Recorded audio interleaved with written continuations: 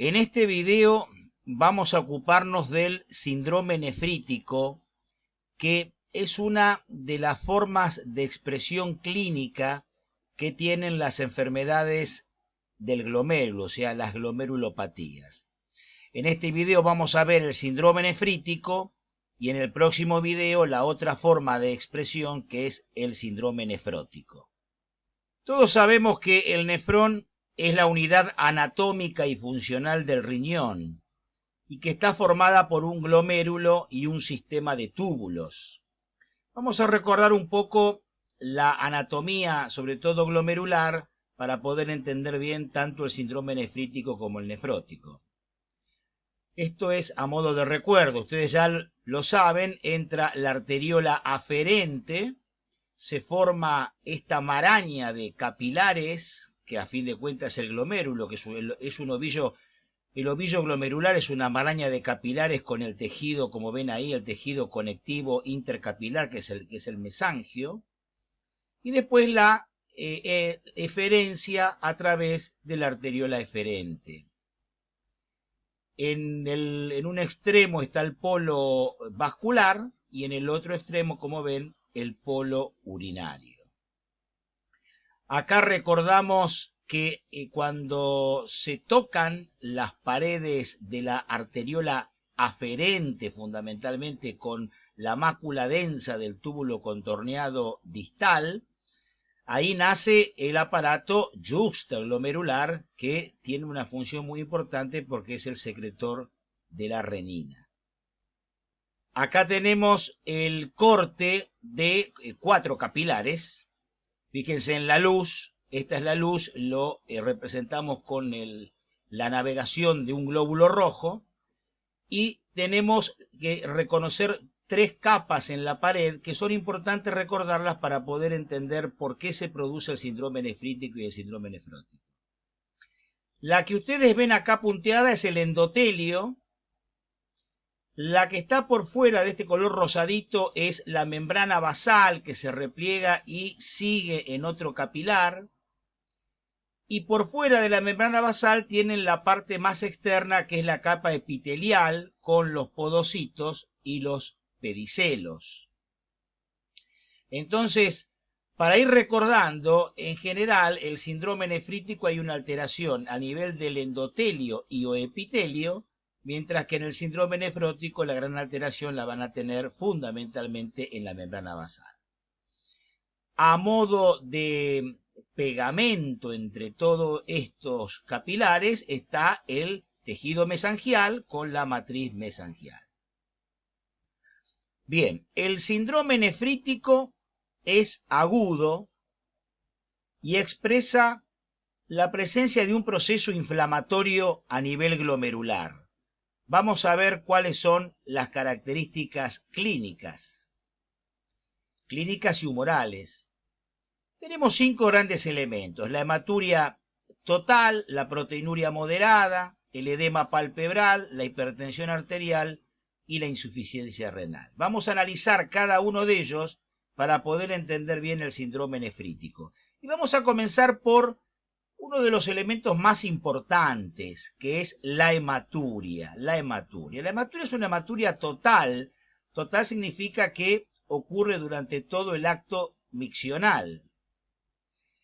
Al principio es macroscópica, o sea, podemos verla.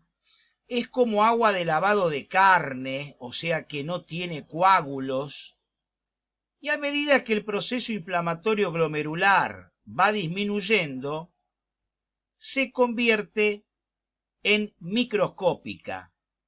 Y la hematuria microscópica o microhematuria es el signo más persistente, más perdurable, dura meses, del síndrome nefrítico. Otro elemento es la proteinuria moderada. La proteinuria moderada significa, como el nombre lo está diciendo, es una proteinuria que no va a ser de rango nefrótico, es una proteinuria que oscila alrededor de 1 gramo y medio en orina de 24 horas. Y la proteinuria se produce porque hay una alteración porosa de la membrana basal. No hay una gran alteración, es una alteración porosa se incrementa el tamaño del poro, entonces filtra un poco de proteína, porque ya dijimos por definición que el síndrome nefrítico, el proceso inflamatorio inmunológico, está fundamentalmente a nivel del endotelio y del epitelio o epitelio. El edema palpebral, un dato clínico muy importante, es un edema bipalpebral, o sea, de párpado superior y párpado inferior, y bilateral, o sea, compromete los 4 párpados. El mecanismo de producción del edema palpebral es fundamentalmente un incremento en la permeabilidad capilar en tejidos laxos, como el tejido laxo que hay a nivel de los párpados, sumado a la retención hidrosalina que hay en el síndrome nefrítico. Es un edema de características pálido, o sea, blanquecino, matutino, puede tomar también parte del resto de la cara, y a medida que el proceso inflamatorio, el proceso glomerular se va mejorando, el edema va decayendo. El otro elemento interesante es la hipertensión arterial.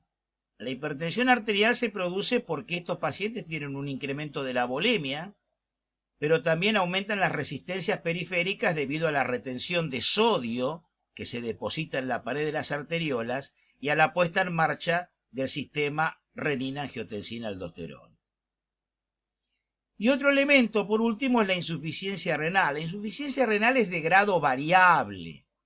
Tal vez la mayoría de las veces sea una insuficiencia renal mínima, leve, donde el enfermo tiene oliguria y un incremento discreto de la urea y de la creatinina en plasma. De todos modos, lo que ustedes tienen que entender son 2 cosas. Primero, que para poder hablar de la presencia de un síndrome nefrítico agudo, no tienen que estar los 5 elementos. Generalmente pueden llegar a encontrar 2 o 3 de ellos y nada más. Insisto, la insuficiencia renal es sumamente variable. Obviamente que hay casos muy agresivos donde van a tener un fallo renal importante que va a condicionar el pronóstico de la enfermedad. Otra cosa que tenemos que analizar en estos signos, síntomas que tenemos del síndrome nefrítico es recordar cuál es la tríada clínica, o sea, por ahí tenemos los 3 elementos clínicos y entonces se nos hace mucho más fácil en el consultorio hacer el diagnóstico. La tríada clínica sería la hematuria, el edema palpebral y la hipertensión arterial. Bueno, acá tienen la cara de un chico con una glomerulonefritis difusa aguda postestreptocóxica. Obviamente tapamos los ojos, pero fíjense los párpados.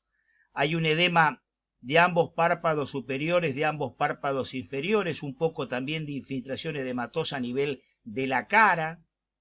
Y otro elemento importante para discutir es la hematuria. Ya dijimos que era el signo cardinal, ¿no? El signo cardinal y el más perdurable.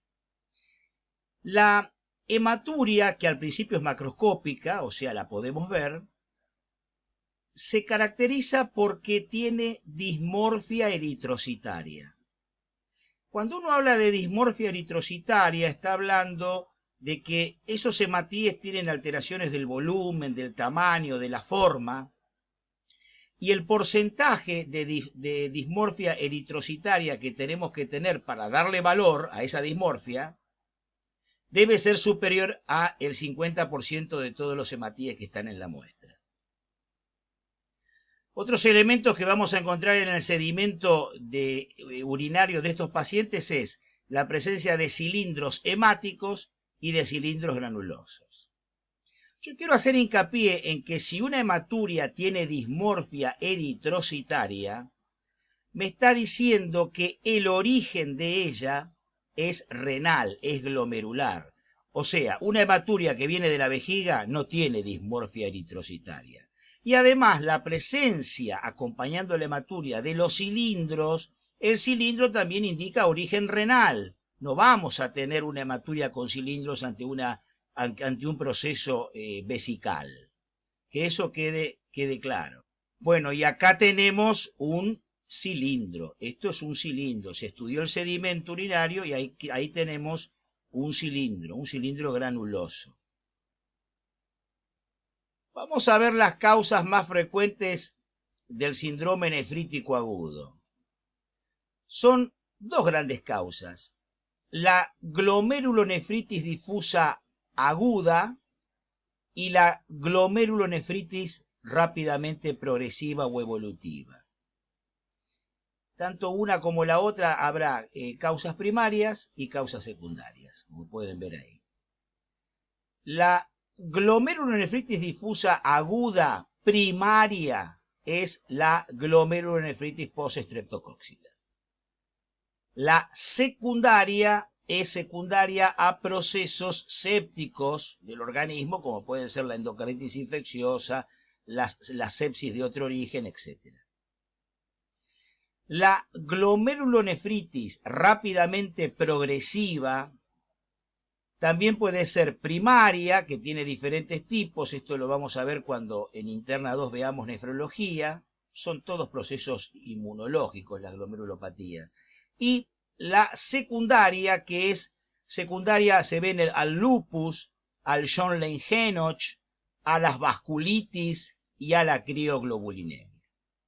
Bueno, en este primer video entonces hemos analizado en detalle el síndrome nefrítico. En el próximo video vamos a analizar la otra forma de expresión clínica de las glomerulopatías, que sería el síndrome nefrótico.